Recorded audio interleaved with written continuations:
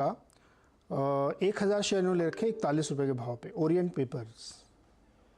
Structure काफी अच्छा है, ब्रेकआउट हो रहा है डेली चार्ट्स पे। अगर ये क्लोजिंग इसकी 38 हाफ 39 के अगर आती है, कल की भी वीकली क्लोजर होता है, तो काफी अच्छा अपसाइड आपको देखने मिल सकता है। बने रहिए। ओके, तो गौरव ये बात करते हैं कंपनी के बारे में जिसके रिजल्ट्स आए हैं मैक्स हेल्थ केयर के मैनेजमेंट से। दूसरी तिमाही में कंपनी के नतीजे जो हैं अनुमान के मुताबिक या स्लाइटली आप कह सकते हैं बेटर रहे हैं। जो इनकम है उसमें 9% की ग्रोथ देखने को मिली है और मुनाफा जो है काफ़ी बड़ा डबल हो गया है। कंपनी के CMD डॉक्टर अभय सोई हमारे साथ जुड़ रहे हैं। अभय जी बहुत बहुत नमस्कार, स्वागत है आपका।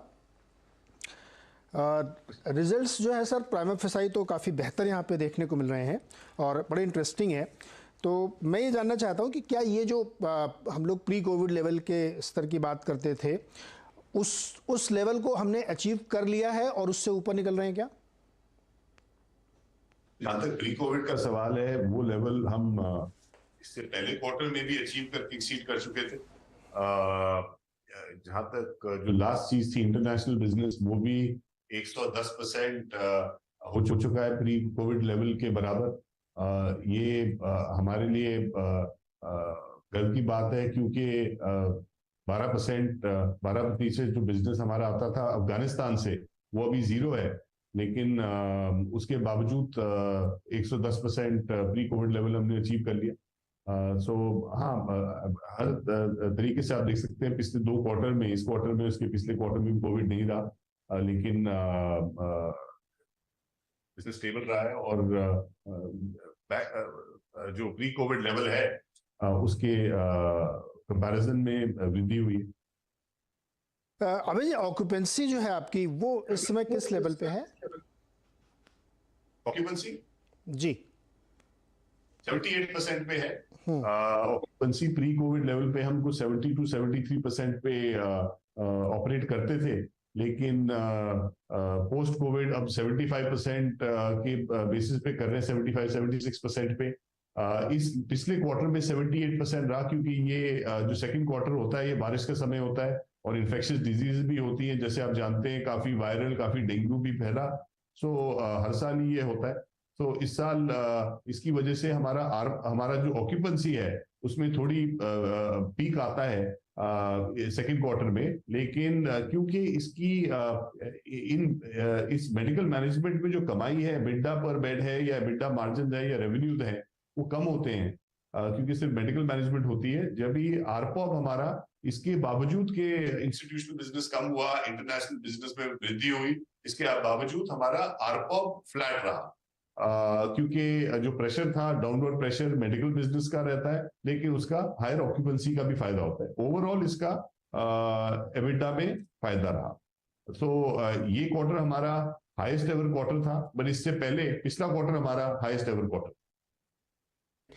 अभय जी, चूंकि आपने जिक्र किया कि इंटरनेशनल पेशेंट बहुत थे और डॉलर भी बहुत ही स्ट्रांग है इस वक्त एज करेंसी के, तो उसका मुझे थोड़ा सा एक्सप्लेन करिए कि कितना फ़ायदा हुआ और क्या ये वॉल्यूम में सस्टेन करेगा, क्योंकि करेंसी हेज तो पता नहीं कब तक रहे।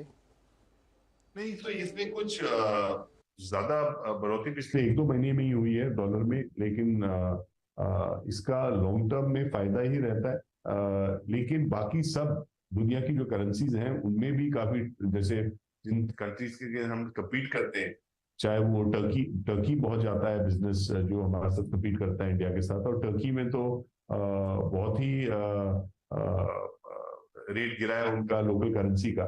सो हमसे ज्यादा फायदा तो बाकी कंट्रीज को हुआ है, क्योंकि डॉलर में रेट का फायदा हुआ है, लेकिन जो आदमी खरीद रहा था उसको नुकसान वहां पे भी हुआ है। ओके, अभी जी बुक पे कैश काफ़ी दिख रहा है, नेट लेवल पे भी बढ़िया कैश है।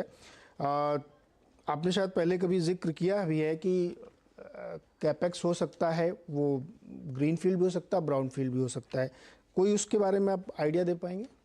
क्योंकि कैश है आपके पास, इसलिए सवाल पूछ रहा हूँ मैं।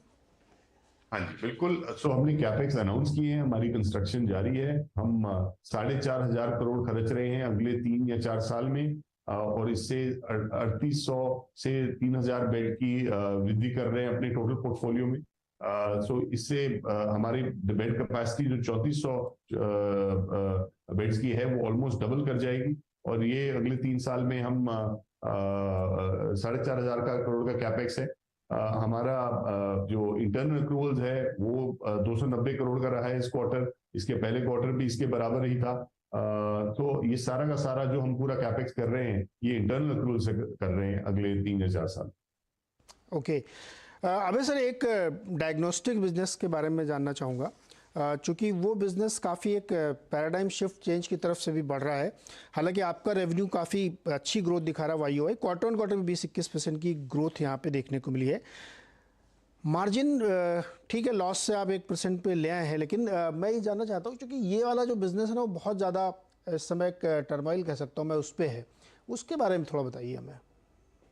देखिए, अस्पताल की जहाँ तक बात है वहाँ हमारा जो कंपेटिटिव एज है और जो हमारा ये बिजनेस बहुत सिक्योर है, क्योंकि कभी जो आप सीरियस टेस्ट कराते हैं उसका रिजल्ट जो है उसका आर्बिट्रेटर आप नहीं, आपका डॉक्टर रहता है। और हालांकि आप देख रहे हैं कि नए नए प्लेयर्स आ रहे हैं इसमें, लेकिन नए नए प्लेयर्स की जो लैब्स की क्रेडिबिलिटी है आज की डेट में वो पूरी तरह इस्टेब्लिश नहीं हुई है।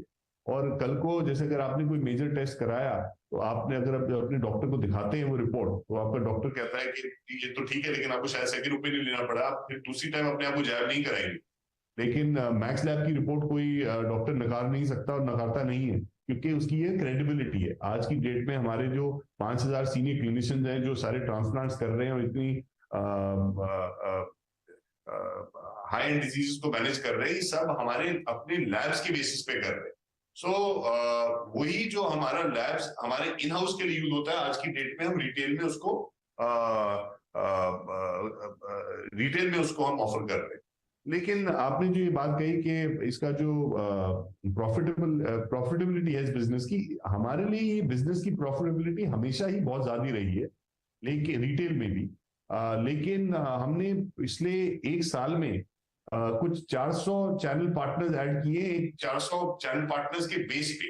तो आप ये इमेजिन कर सकते हैं कितनी इन्वेस्टमेंट हमने करी है इसमें, उसके रहते हुए इसका ग्रोथ में हमने जो इन्वेस्ट किया है उससे इसका एबिटा पे प्रेशर रहा है। लेकिन अब आप देख रहे हो क्रिटिकल मास के ऊपर है, इसके बाद आप इंक्रीज देखेंगे एबिटा में इस बिजनेस।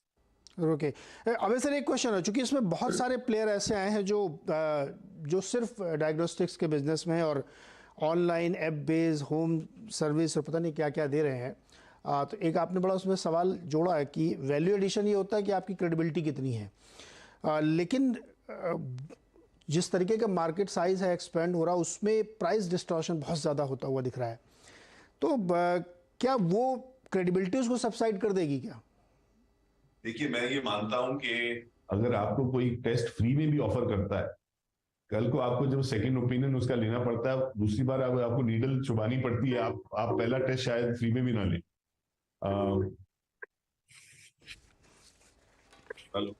जी कंटिन्यू करिए प्लीज। क्या आप पहला टेस्ट शायद फ्री में भी ना लें, क्योंकि तो ये जो चीज है ये प्राइस सेंसिटिव नहीं रहती, ये वैल्यू सेंसिटिव है।